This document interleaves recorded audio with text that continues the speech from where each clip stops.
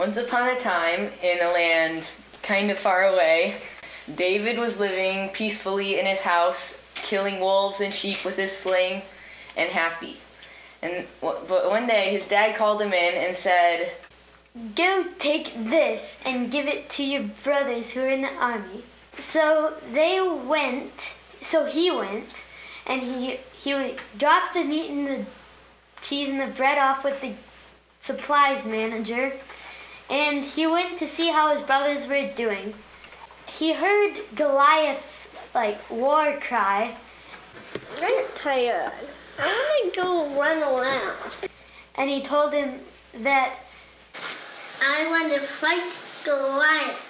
"Well, you're too little to fight Goliath." "No, I can do it." He asked one of the men, "What will happen if I defeat him?" If our team wins, then you have to be our slaves. And if your team wins, then you are going to be, no, we're going to be your slaves. So they went to tell the king, and he called David to his tent, and he said, "David, I think that you can, because no one else even thinks they can, and you're proud and you think that you can." So he gave him a bunch of armor, and David walked around in it, and then he tripped on a rock and fell, thunk on his face. And he said, "This is heavy."